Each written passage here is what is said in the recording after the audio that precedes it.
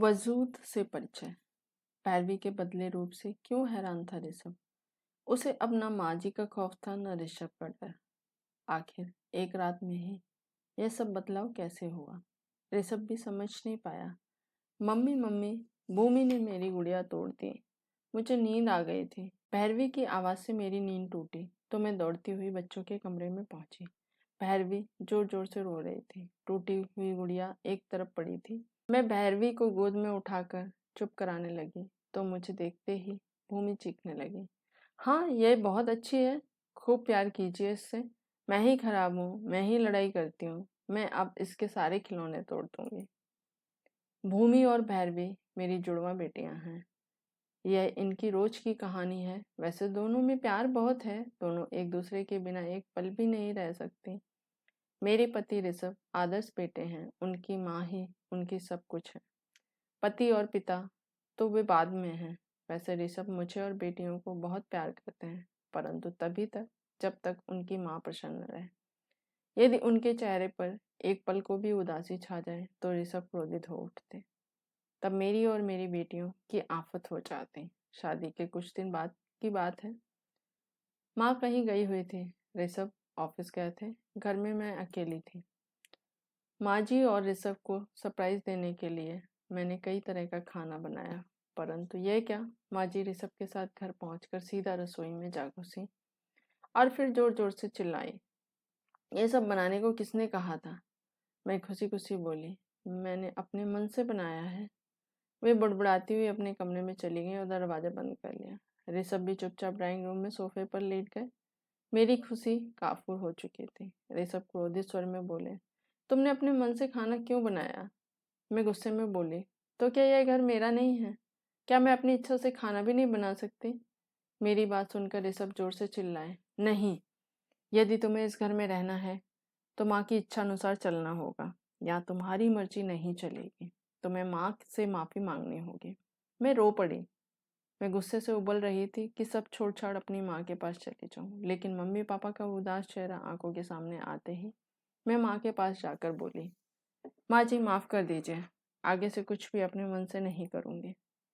मैंने माँ जी के साथ समझौता कर लिया था। सभी कार्यों में उनका ही निर्णय सर्वोपरि रहता। मुझे कभी कभी बहुत गुस्सा आता, मगर घर में शांति बनी रहे इसलिए खून का घूंट पी जाती। सब सुचारू रूप से चल रहा था कि अचानक हम सबके जीवन में एक तूफान आ गया। एक दिन मैं ऑफिस में चक्कर खाकर गिर गई और फिर बेहोश हो गई। डॉक्टर को बुलाया गया तो उन्होंने चेकअप कर बताया कि मैं माँ बनने वाली हूँ। सभी मुझे बधाई देने लगे, मगर ऋषभ और मैं दोनों परेशान हो गए कि अब क्या किया जाए। तभी माँ जी ने प्रसन्नता व्यक्त करते हुए कहा, तुम्हारे बेटा नहीं था, उसी की कमी को पूरा करने के लिए ये औषध आया है। माँ खुशी से नहीं समा रही थी। वे अपने पोते के स्वागत की तैयारी में जुट गई थी। अब माँ मुझे नियमित चेकअप के लिए डॉक्टर के पास ले जाती। चौथे महीने मुझे कुछ परेशानी हुई तो डॉक्टर के मुंह से अल्ट्रासाउंड करते समय अचानक निकल गया कि बेटी तो पूरी तरह ठीक है और माँ को भी कुछ नहीं है। माँ जी ने यह बात सुन ली। फिर क्या था, घर आते ही फरमान जारी कर दिया कि दफ्तर से छुट्टी ले लो और डॉक्टर के पास जाकर गर्भपात करा लो। माँ जी का पोता पाने का सपना जो टूट गया था।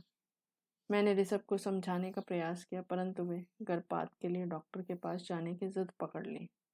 आखिर वे मुझे डॉक्टर के पास ले ही गए। डॉक्टर बोली, आप लोगों ने आने में बहुत देर कर दी, अब मैं गर्भपात की सलाह नहीं दे सकती।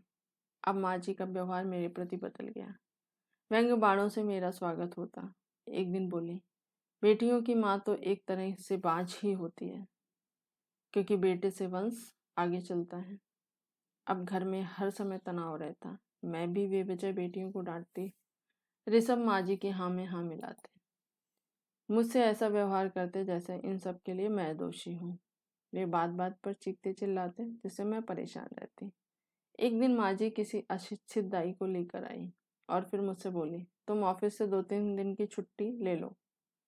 ये बहुत एक्सपर्ट है, इसका हर रोज का यही काम है। ये बहुत जल्दी तुम्हें इस बेटी से छुटकारा दिला देगी। सुनकर मैं सन्न रह गई। अब मुझे अपने जीवन पर खतरा साफ दिख रहा था।